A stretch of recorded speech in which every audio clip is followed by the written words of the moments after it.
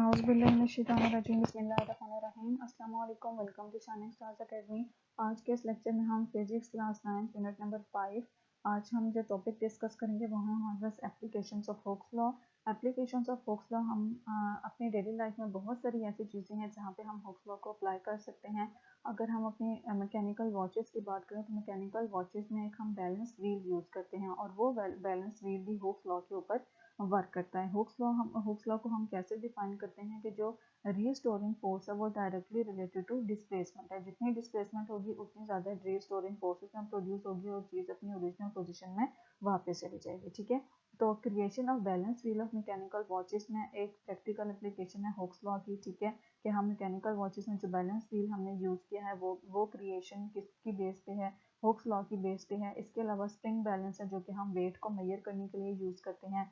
इसके अलावा diving board की जो फाउंडेशन है, डाइविंग बोर्ड मीन्स कि उसमें जो मैन का वेट है वो कितना होगा और जो डाइविंग बोर्ड है वो कितना उसके वेट से डिस्प्लेस होगा और डिस्प्लेसमेंट के बाद वो किस हद तक डाइव कर सकेगा। ठीक है, ये इस जो डाइविंग बोर्ड की क्रिएशन है ये भी हुक्स लॉ के ऊपर वर्क करती है। इसके अलावा जो कार का सस्पेंशन सिस्टम है वो भी हुक्स लॉ के ऊपर वर्क करता है। Seismology study of earthquake waves, जो ज़लज़ले की लहरें होती हैं उनकी स्टडी भी किस पे बेस करती है, हुक्स लॉ पे बेस करती है। और अकॉस्टिक मॉलिक्यूलर मैकेनिक्स ये भी किस पे वर्क करती है, हुक्स लॉ के ऊपर वर्क करती है।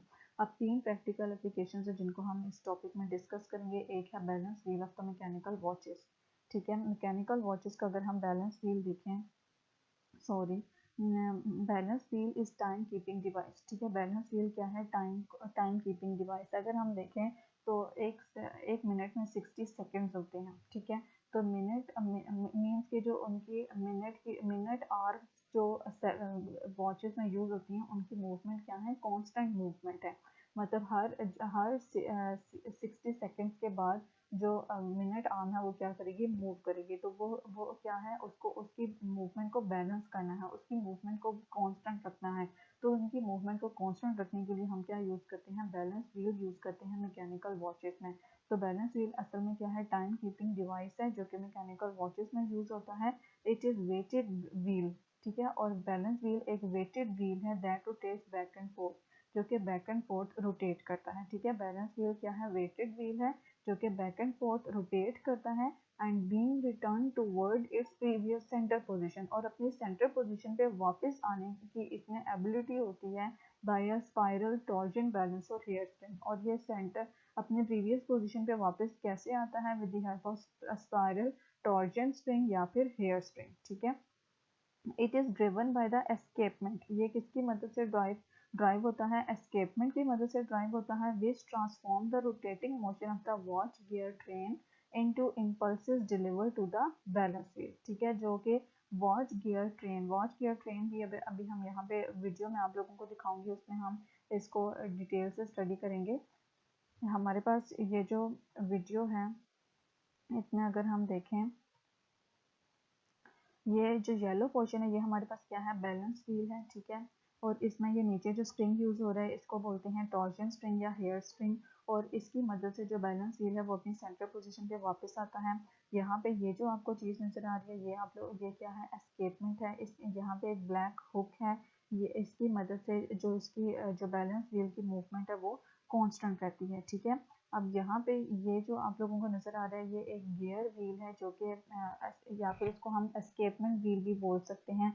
इसके जो यहाँ पे साइड पे हुक्स लगे हुए हैं। ठीक है, ये जो साइड्स पे जो इसकी एक्सटेंशंस हैं ये हर मूवमेंट के बाद यहाँ पे क्या है, एक इनको एक रोकने के लिए यहाँ पे ये पिंक कलर का आपको नज़र आ रहा होगा, पिंक कलर की चीज़ है जो इतनी डिस्प्लेसमेंट के बाद इसको स्टॉप कर देती है। ठीक है, मतलब जो इनके बीच में, जो हुक्स के बीच में ये जो गैप है, जब इतनी डिस्प्लेसमेंट होती है तो उसके बाद ये इसको क्या कर देता है, स्टॉप करवा देता है। ठीक है, जिसकी वजह से जो बैलेंस व्हील की जो मूवमेंट है वो भी क्या रहती है, कांस्टेंट रहती है। यहाँ से ये वीडियो देखें, जब ये देखें जब मूव करता है, ये मूव करता है तो हर मूवमेंट के बाद ये एक तरफ से एक बार एक बैक साइड इस साइड से स्टॉप हो जाता है और एक बार इस साइड से स्टॉप हो जाता है, और इस स्टॉपिंग की वजह से यहाँ पे ये जो मूवमेंट है ये क्या रहती है, कांस्टेंट रहती है। और इस मूवमेंट की वजह से जो बैलेंस व्हील की ओवरऑल मूवमेंट है वो कांस्टेंट रहती है, जिसकी वजह से जो हमारा टाइम है वो क्या रहता है, कांस्टेंट रहता है। उसमें जो बीट्स हैं वो कांस्टेंट रहती हैं, ठीक है। अब यहाँ पे देखें, each swing of the wheel, जब जो व्हील का एक स्विंग है जिसको हम टिक या बीट बोल सकते हैं, allows the gear train to advance a set amount, ठीक है। वो गियर ट्रेन को अलाउ करता है कि वो बैलेंस व्हील को एक सेट अमाउंट की हद तक मूव करवाए, moving the hands of the watch forward, जिसकी वजह से जो हैंड वॉच के आर्म्स हैं, वॉच मिनट आर्म्स हैं या आवर आर्म्स हैं, वो क्या करती हैं, फॉरवर्ड डायरेक्शन में मूव करते हैं, ठीक है। The combination of the mass of the balance wheel and the elasticity of the spring, ठीक है। मैं बैलेंस व्हील का जो मास है और जो इलास्टिसिटी ऑफ द स्प्रिंग हम यूज कर रहे हैं, इनका जो कॉम्बिनेशन है ये keep the time between each oscillation और टिक वेरी कांस्टेंट। वो हर ऑसिलेशन और टिक के बीच में जो टाइम को क्या रखता है, कांस्टेंट रखता है, जो कि किसकी बेस पे है, जितनी डिस्प्लेसमेंट होगी उतनी रिस्टोरिंग फोर्स होगी, और उस रिस्टोरिंग फोर्स के बायस जो बैलेंस व्हील है वो अपनी प्रीवियस पोजीशन पे वापस आएगा, और ये टाइम को कांस्टेंट रखने के लिए हेल्पफुल है, ठीक है। तो ये हमारे बैलेंस व्हील की वर्किंग थी। नेक्स्ट हमारे पास स्प्रिंग कांस्टेंट है।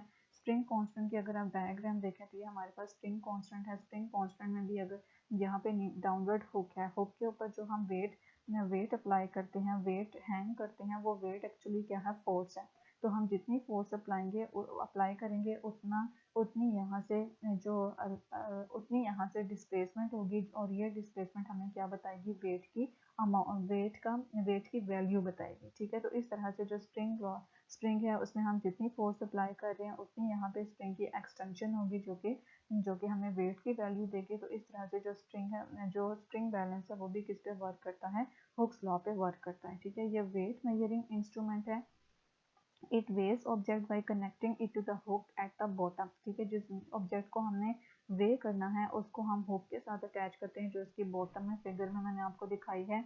By Hooke's law the force weight that extend the spring is directly related to the distance that the spring is extended from its initial position, ठीक है। जो हम Hooke's law के according जो हम wait hang करें, virtually क्या है, फोर्स है, जो कि directly proportional to the displacement of the spring है, स्प्रिंग की डिस्प्लेसमेंट से डायरेक्टली रिलेटेड है। जितना फोर्स हम हैंग करेंगे उतनी फोर्स में उतनी स्प्रिंग में क्या आएगी, एक्सटेंशन आएगी अपनी ओरिजिनल इनिशियल पोजीशन से, और वो एक्सटेंशन हमें किसकी वैल्यू देगी, वेट की वैल्यू देगी, ठीक है। The spring scale converts this extension to measuring weight. जो स्प्रिंग स्केल है वो एक्सटेंशन को किस में कन्वर्ट कर देगा, मेजरिंग वेट में कन्वर्ट कर देगा, यूजिंग एन एनालॉग और digital gauge attach to the device, ठीक है। या तो हमें इसके ऊपर जो रीडिंग्स हैं इसी से हमें वेट की वैल्यू मिल जाएगी, या इसके साथ हमने एक डिजिटल डिवाइस यूज़ की होगी और उस डिवाइस की नीडल इस एक्सटेंशन की वजह से शिफ्ट होगी, जो हमें वेट की वैल्यू देगी। नेक्स्ट हमारे पास इसकी थर्ड प्रैक्टिकल एप्लीकेशन है, जो कि गैल्वेनोमीटर है। गैल्वेनोमीटर एक ऐसी डिवाइस है जो करंट या वोल्टेज को डिटेक्ट करने के लिए यूज़ होता है। इसमें भी हम क्या यूज़ करते हैं, हेयर स्प्रिंग यूज़ करते हैं, which not only provide electrical connection to the coil, ठीक है, जो कि कॉइल को ना सिर्फ इलेक्ट्रिकल कनेक्शन प्रोवाइड करेगा and restoring the pointer back, और इस स्प्रिंग का काम क्या है कि एक तो ये इलेक्ट्रिकल कनेक्शन प्रोवाइड करेगा कॉइल को, और दूसरा ये कि ये पॉइंटर को रीस्टोर करेगा, पॉइंटर की जो मूवमेंट है उसको अपनी ओरिजिनल इनिशियल पोजीशन पे वापस लेके जाएगा spring, but also make the deflection proportional to the force. और इसके अलावा जो स्प्रिंग है ये क्या करेगा, डिफ्लेक्शन को फोर्स के प्रोपोर्शनल करेगा। मतलब जो गैल्वेनोमीटर की नीडल है वो इस तरह से डिफ्लेक्ट होगी कि जो हम फोर्स उसके ऊपर एग्जर्ट करेंगे वो उसकी जो नीडल है वो उस फोर्स के अकॉर्डिंग डिस्प्लेसमेंट शो करेगी, और ये क्या क्या क्या किसके अकॉर्डिंग है, हुक्स लॉ के अकॉर्डिंग है, ठीक है। Since F proportional current, F क्या है, करंट के प्रोपोर्शनल है। यहाँ से आप ये फोर्स हम जो गैल्वेनोमीटर में अप्लाई करेंगे, एक्चुअली ये क्या है, करंट है। जितना हम करंट अप्लाई करेंगे इतनी ज़्यादा नीडल्स की डिफ्लेक्शन होगी, ठीक है। यहाँ पे आपने फोर्स को कंफ्यूज नहीं होना कि हम गैल्वेनोमीटर में फोर्स कहाँ से अप्लाई करेंगे, एक्चुअली ये फोर्स क्या है, मैग्नीट्यूड ऑफ द करंट है। जितना हम करंट अप्लाई करेंगे इट मीन्स कि हमने उतनी फोर्स एक्सर्ट की है, और ये फोर्स गैल्वेनोमीटर में क्या शो करेगी, गैल्वेनोमीटर की नीडल में डिफ्लेक्शन का बाइस बनेगी, और वो deflection magnitude of the current के इक्वल होगा, ठीक है। It allows us to draw an or analog scale under the pointer and measure current. ठीक है, पॉइंटर के नीचे जो गैल्वेनोमीटर की नीडल है, ठीक है, या पॉइंटर है, इसके नीचे हमें रीडिंग्स मिलती हैं, ठीक है, जो कि क्या है, एनालॉग स्केल है, और इस नीडल की जो डिफ्लेक्ट करंट की वैल्यू बताती है, और इस तरह से हम गैल्वेनोमीटर के थ्रू करंट को डिटेक्ट कर सकते हैं, करंट या वोल्टेज को डिटेक्ट कर सकते हैं। तो this was the topic of applications of Hooke's law, जो कि थोड़ा सा ड्राई टॉपिक है, लेकिन उम्मीद करती हूँ आप लोगों के लिए कुछ ना कुछ हेल्प इस लेक्चर से मिली होगी।